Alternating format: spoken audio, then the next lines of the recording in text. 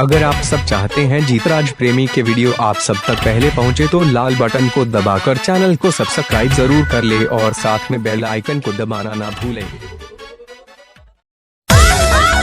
आ गया है जीतराज प्रेमी चैनल पर 2021 के वीडियोस आप सबके बीच। अगर आप सब चाहते हैं जीतराज प्रेमी चैनल की वीडियो सबसे पहले पहुंचे तो चैनल को सब्सक्राइब कर लो और साथ में बेल आइकन को दबाना ना भूलिए। आप सुन रहे हैं जीतराज प्रेमी की भोजपुरी गाना। चलनी में आटा हम चलत रहनी हो ए राजा,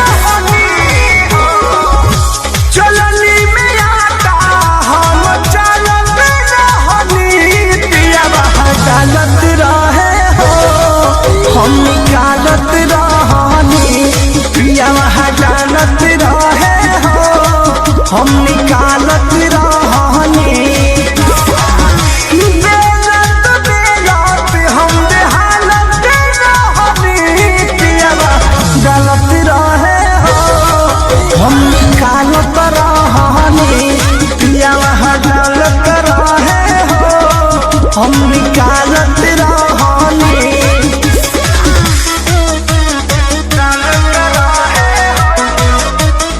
Music by Arya Sharma.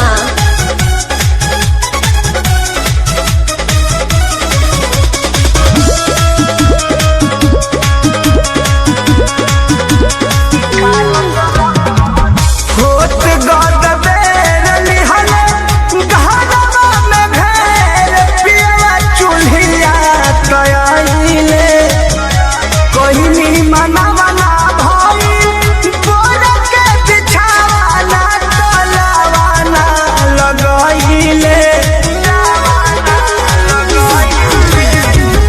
होत गद बेर लिहले घरवा में घेर, पियवा चूल्हिया तयाइले कोहिनी मनवना भई बोर के बिछावाना तलवाना लगाइले।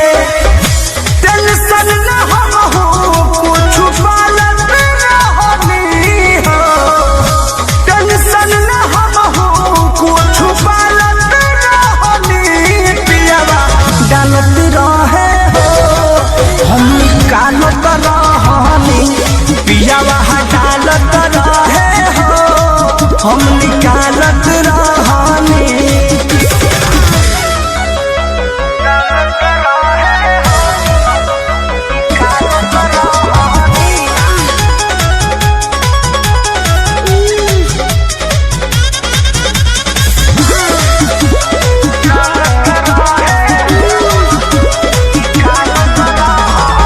कृष्णा पे दर्दी पर मध अब तेल कोई दिहले तवा हमर गरम, खटत खटत हम तो हट गइनी पाछा जब मिजाज भइल नरम। ए हो कृष्णा पे दर्दी पर मध अब तेल कोई दिहले तवा हमर गरम, खटत खटत हम तो हट गइनी पाछा जब मिजाज भइल नरम। कहले नरेश बात टालत रहनी हो, कहले विजय बात टालत रहनी, पियवा डालत रहे हो हम निकालत रहनी, पियवा डालत रहे हो हम निकालत रहनी। चलनी में आटा हम चलत रहनी, पियवा डालत रहे हो हम निकालत रहनी, पियवा डालत रहे हो हम निकालत रहनी। बेलत बेलत हम बेहालत रहनी, पियवा डालत रहे हो हम निकालत रहनी, पियवा डालत रहे हो हम निकालत रहनी।